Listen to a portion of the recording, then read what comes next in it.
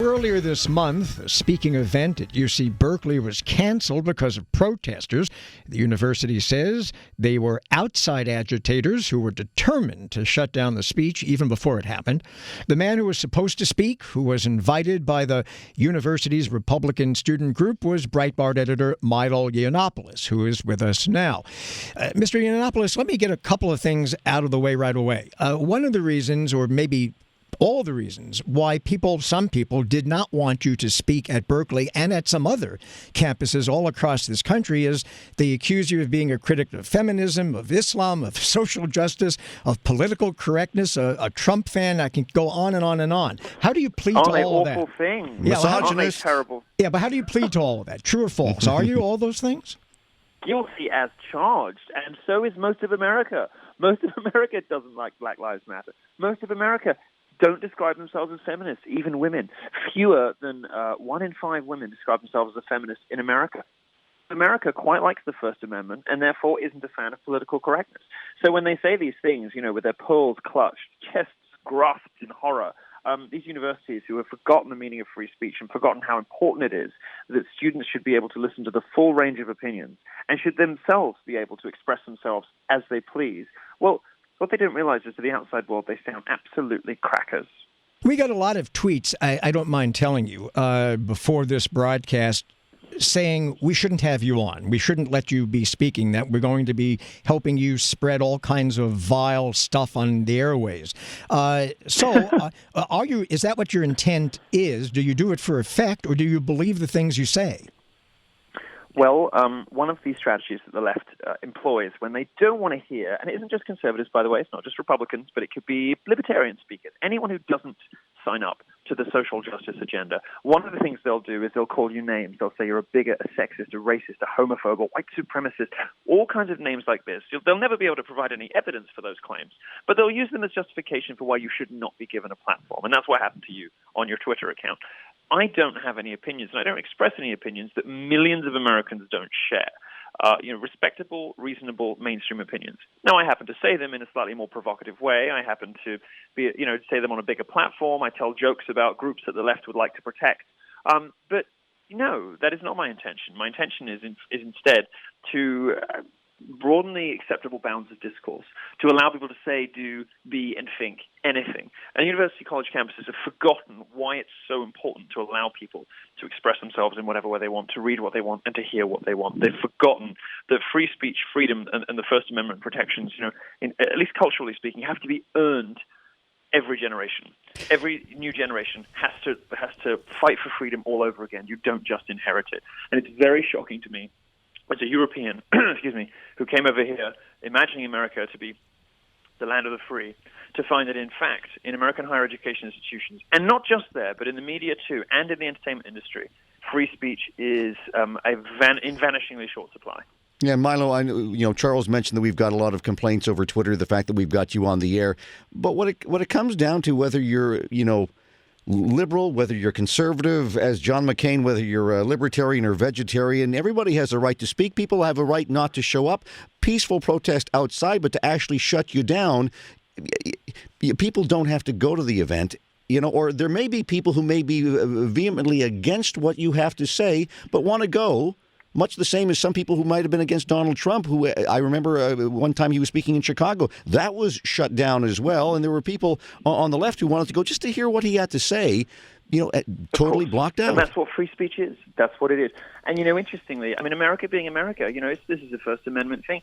It wouldn't even matter if I was a sexist, a racist, a homophobe. It wouldn't even matter if I was an anti-Semite and a white supremacist. Now, I'm none of those things. But even if I were, even if everything they said about me was true, it wouldn't matter.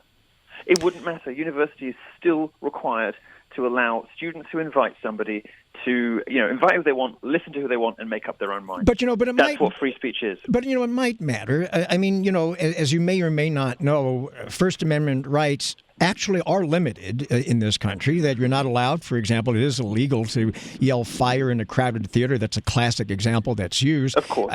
Because it can, create confusion. It could lead to panic. It could lead to injury and death. So it's not an absolute right, First Amendment. No, it isn't. But nobody's ever suggested that I have ever done that, nor have I done any of the other things that of course, free speech is sensibly curtailed in some respects sometimes. For instance, direct incitements to violence. They're normally against the law. In most countries, that's against the law.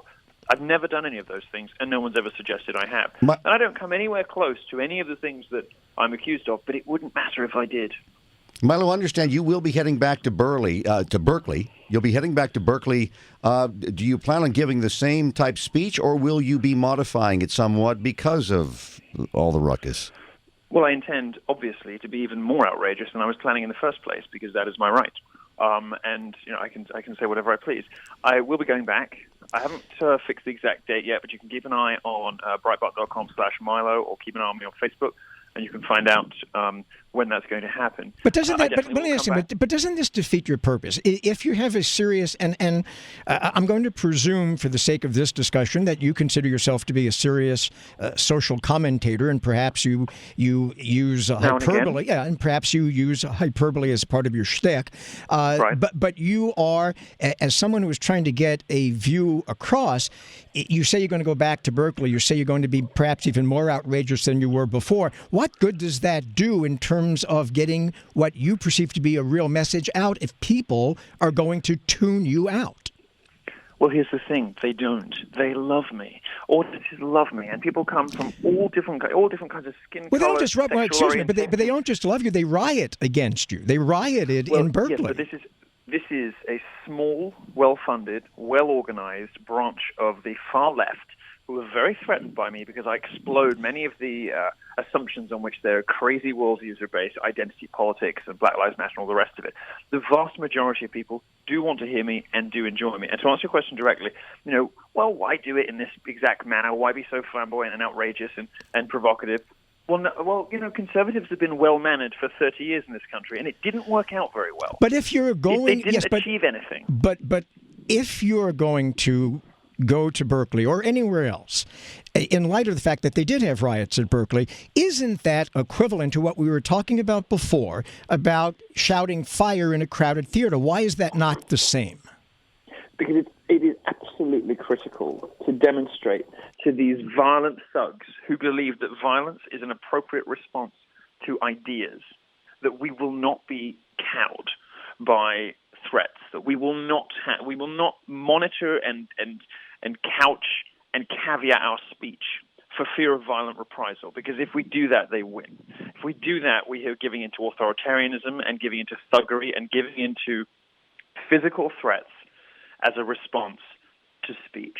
If we modify even a little bit anything that we say, if we tamp down our opinions, if we don't tell a joke we were going to tell, for fear of prompting more violent riots, we're giving in to thugs.